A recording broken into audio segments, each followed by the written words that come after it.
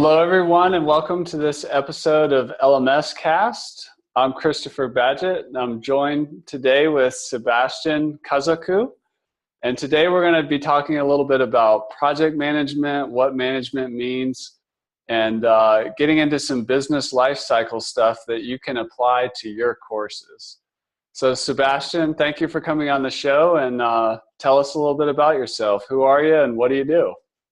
Hi, Chris. Thank you for inviting me. I'm Sebastian Cazacu. I'm doing project management consulting and training. For the last 15 years, I have combined training practice with consulting for various projects, for various industries. Lately, I decided to expand my business horizon into this online courses business. So 3 years ago, I did my first online course about project management certification. It was a very cool experience to me, and I decided to take it as a full-time job, let's say, as a full-time practice. And I thought that my expertise in project management could be useful for a lot of education entrepreneurs, especially solopreneurs, because project management usually is perceived as being a corporate discipline. But the thing is, you can benefit a lot from using project management, even if you are a one-person show. So this is why I'm here. Thank you for inviting me once again. That's awesome. Well, we're glad to have you. Well, what's the difference between managing the project or managing the product as it relates to online courses and education entrepreneurs? That's a very good question, especially because many people are making this confusion between the product management discipline or expertise and project management. You see, managing the product means actually to manage the business, because the product is the value generation engine in your business. So whenever you say product management, it means you are managing all aspects of your business which are involving the product, starting with envisioning the product, creating the product, selling the product through different various marketing techniques, but also delivering and supporting the product.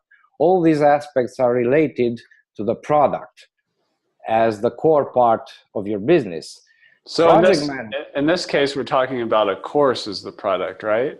Of course. Whenever I say product, in our case means the course or an education product. Could be a series of webinars, could be a coaching program. It is a product. And I could add one more thing, because usually people distinguish between products and services as being different things. As a matter of fact, we should distinguish between goods and services. They are all products, but digital goods, for instance, are what we usually call information products. They are tangible, they are storable, whereas the services, in our case, would be the service of teaching a particular piece of content, a particular online course. The truth is, we need both in an education-based business. So by product, in our case, I mean both goods and services.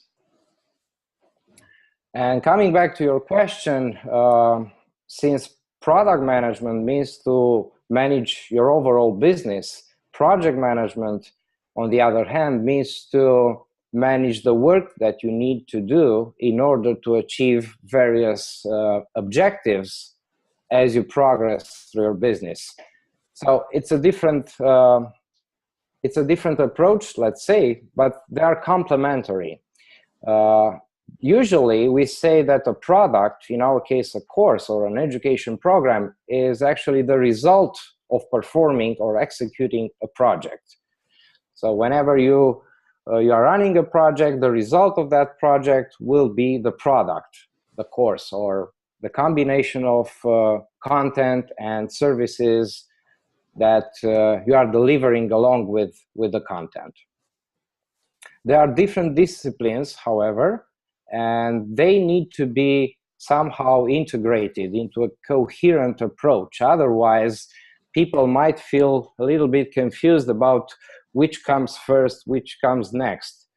So a good practice on that, a recommended practice on that, would be to have an integrated approach to combine product management, which is the front end of your business, with project management, which is actually dealing with everything you do to create all the deliverables, let's say, or to achieve specific milestones in your product lifecycle.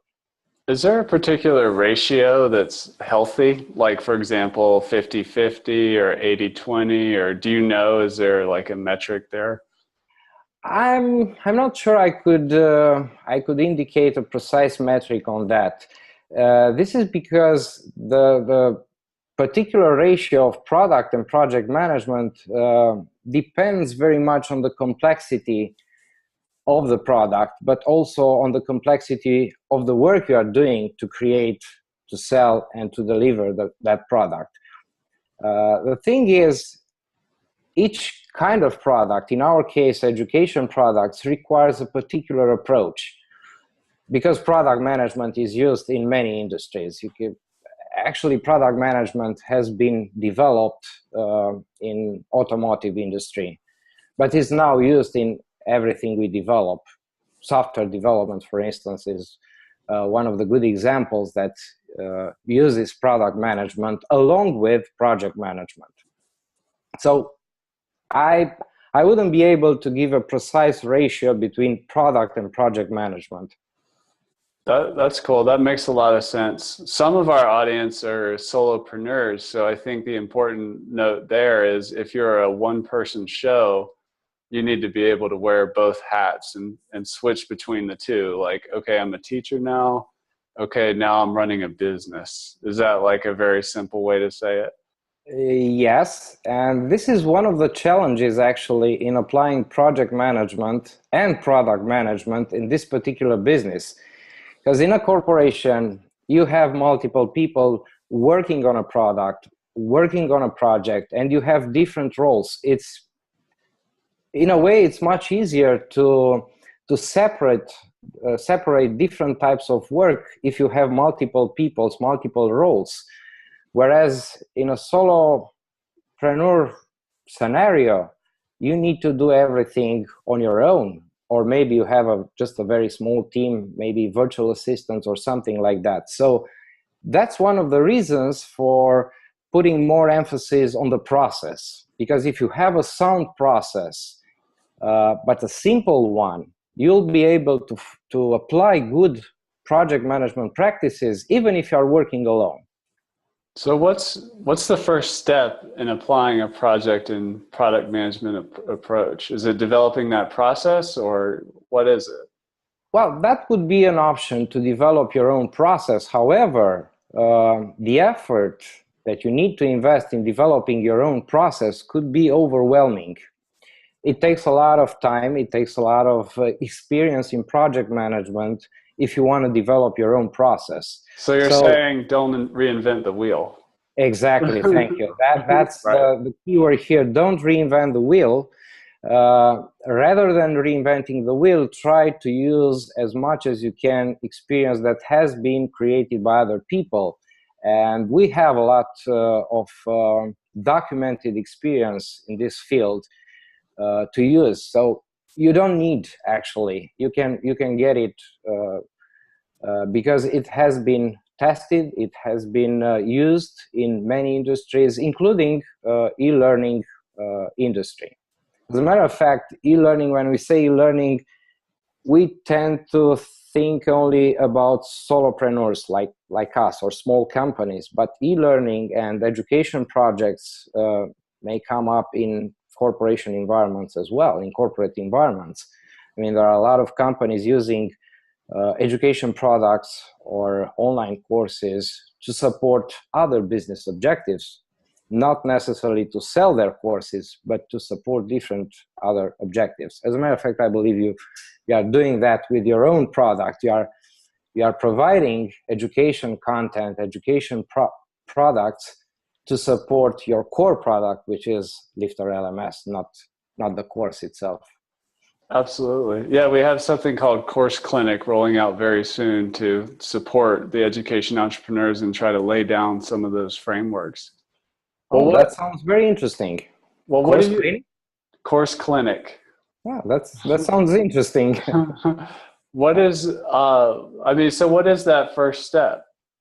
Well, coming back to our first topic, which was about product versus project management, I would strongly recommend that first step would be to clarify and to establish what we call a product life cycle. This means to have a complete picture in your mind about the way you'll do business with a course, with an education product.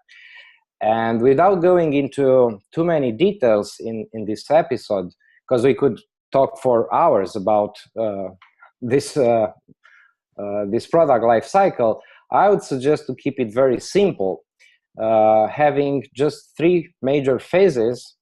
The first one would be to strategize your business, your product, which means to turn your idea into a clear strategy, into something that you can plan and create an action plan for it. So having just an idea is not enough to start a business. We all know that. The purpose of this first phase is to turn your seed vision or idea about what you could teach into a clear strategy on how to make money out of it, or how to support other business objectives, or even other non-profit, not-for-profit objectives. Because I know a lot of people using e-learning, for instance, in raising funds or supporting charities or other causes. So when I say business, I mean the objective that you want to achieve, not necessarily making money.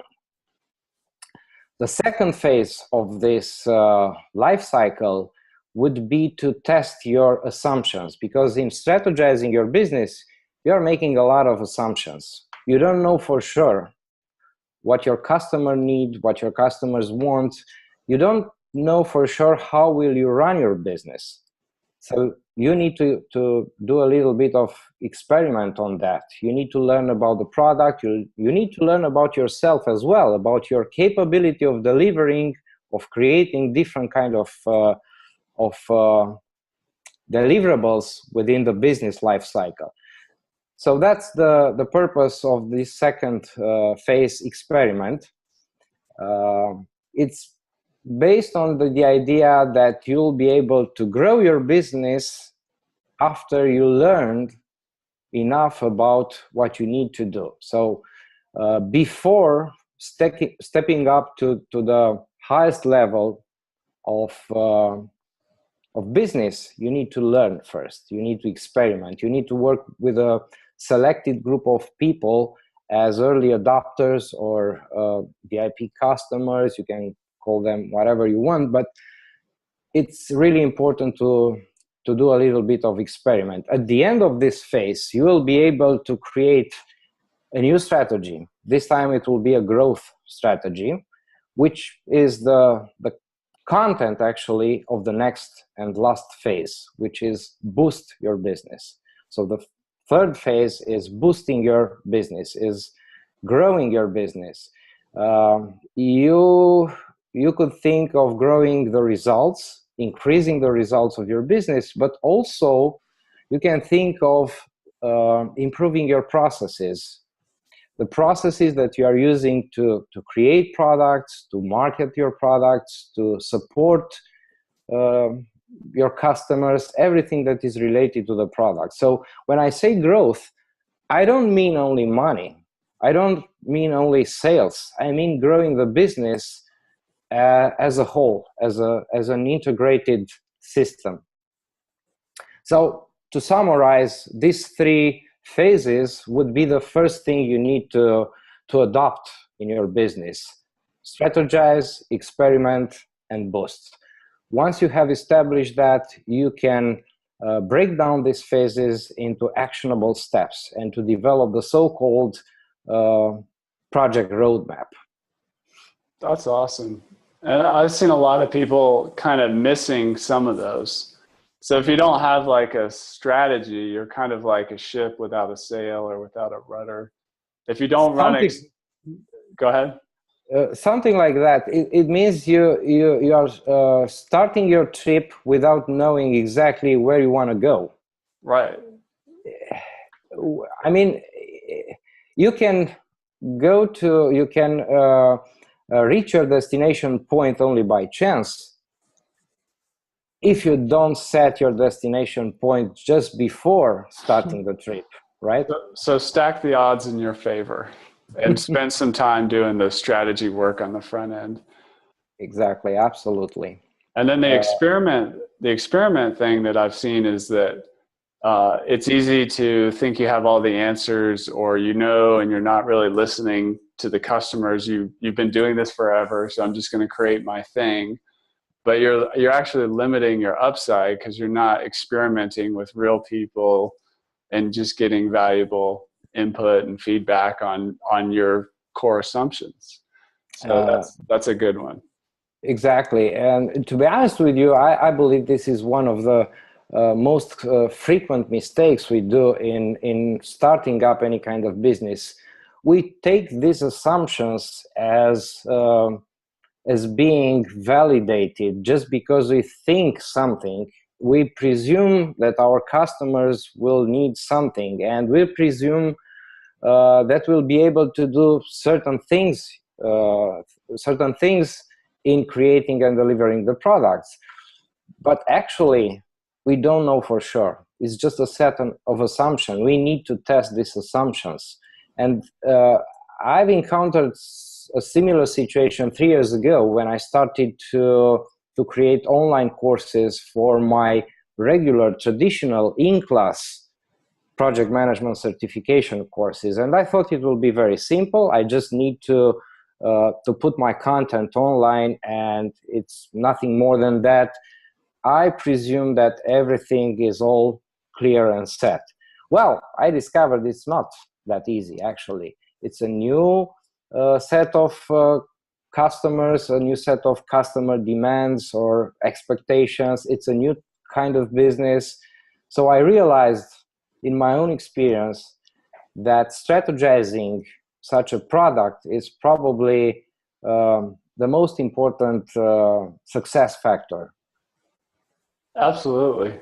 And then the growth. Experimenting is like you test each and every assumption in working with customers, with real customers. Absolutely. Interrupting you. No, it's all right. And there's a famous entrepreneur that says, Steve Blank, he's part of the lean startup thing. He was one of Eric Ries's teachers, always says, get out of the building, which maybe if you're totally online might just mean get out and go talk to your customers or your potential customers and that kind of thing. Give them a call. The growth mistake I've seen where people, maybe they get some early traction, but maybe it's like a beachhead market where there's like all this other potential that they could lean into to grow their business, to scale their impact with their courses, to perfect the learner experience so that, it can have the potential to spread more naturally through people who just get so much value out of the program or the course.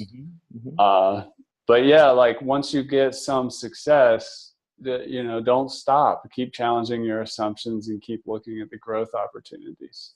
Exactly. And this is where product management actually comes into place, because doing a good product management means to be able to understand what your customer will want in the future while delivering them the existing product as in today.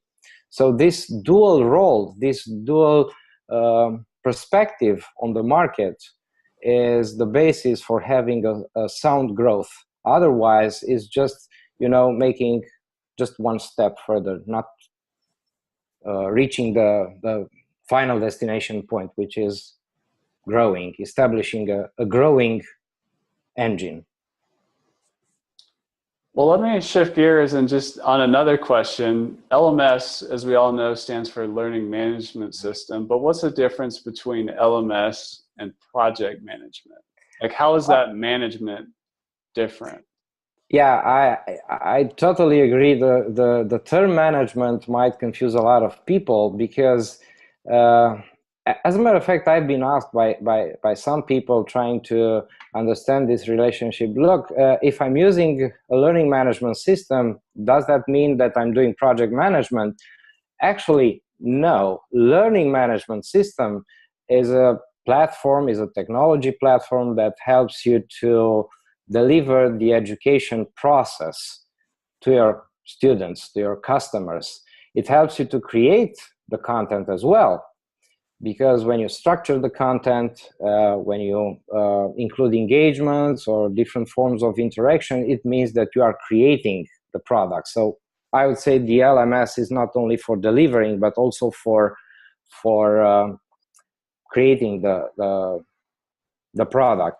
But the LMS is for managing the learning process, whereas project management is a set of practices, a set of processes, if you will, that helps you do the work and organize the work that you need to do in order to deliver that product, or the resources that you need to combine in order to come up with the final product, which will be eventually delivered to your customers through the use of learning management system.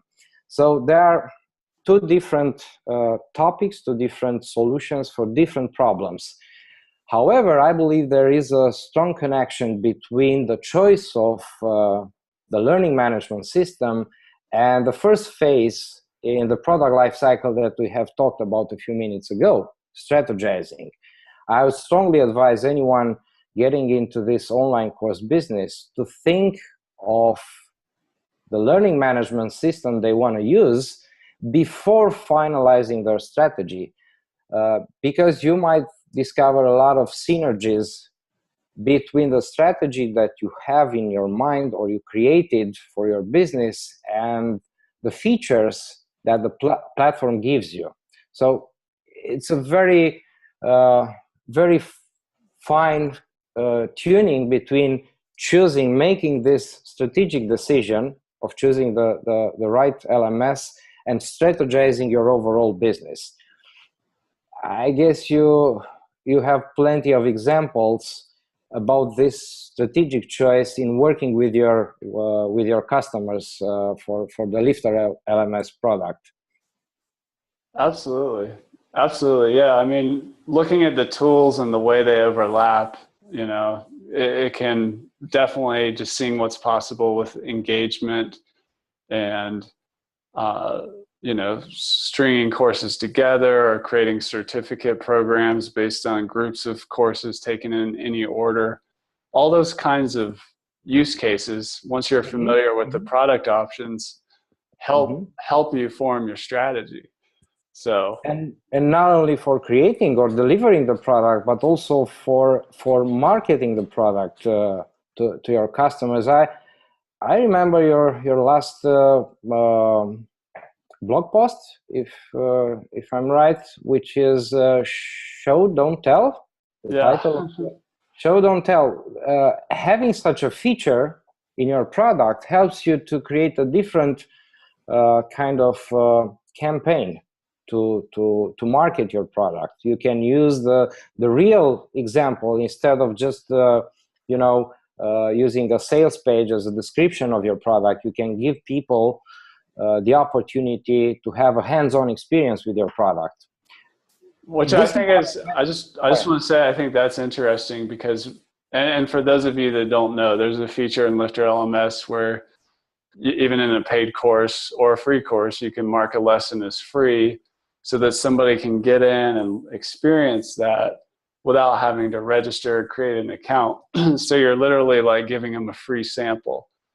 And that involves your product, your course management, because you have to create the lesson there. And but it also involves the product management because now you're opening up a window for some marketing opportunity. You know, so maybe you decide from a marketing perspective that you want to give people a taste of one of your best lessons to help them on their decision to purchase or enroll in the course.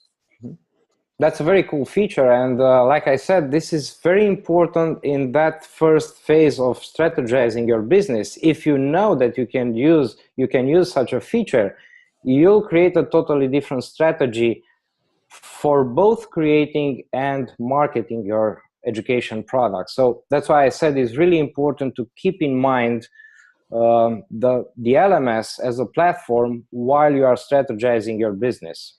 And I just want to add that that feature actually came from a customer. So that happened by going out and engaging, getting out of the building and engaging with a customer and finding so out. So you have performed the experiment phase as well. Right, right. So, and for people looking for a good book, there's often like a wealth of opportunity in one industry that's totally different from another one. But if you kind of learn how another industry does it, you might be able to apply it. That's very advanced. You might be able to apply it to your industry. So some of these ideas we're talking about and Steve Blank and stuff are related to the lean startup methodology. So there's a book called The Lean Startup by Eric Ries, who was a student of Steve Blank.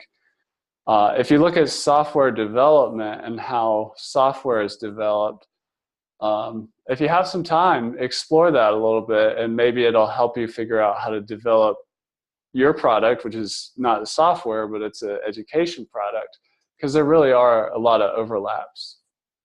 Yeah, I fully agree. And I believe Lean Startup method could apply to any creative product, not only software product. Many people think that Lean Startup method or Agile methods are designed only for software development, but this is not true actually.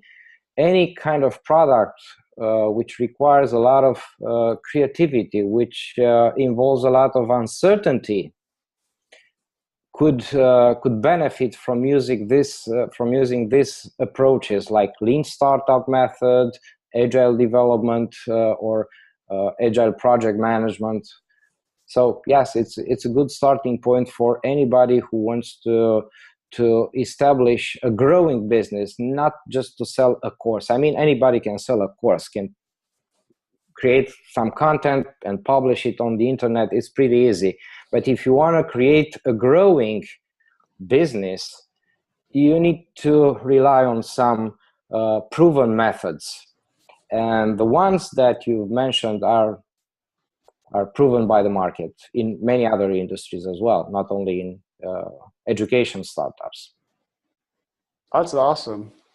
Well, let's start wrapping it up. And I just want to ask you, Sebastian, you're like a fountain of wisdom and knowledge around these things. Where can people go to find out more about what you've got going on and learn more from you?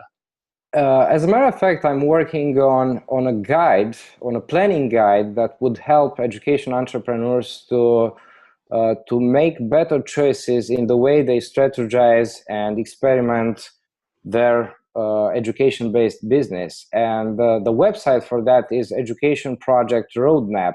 Like the name says, it's a roadmap, and I'm providing just a few, let's say, hints on how to plan your overall business depending on various business conditions. Because, like we said before, you can do online courses for a variety of reasons, and within a variety of business scenarios, you can do online courses just to create a profitable business.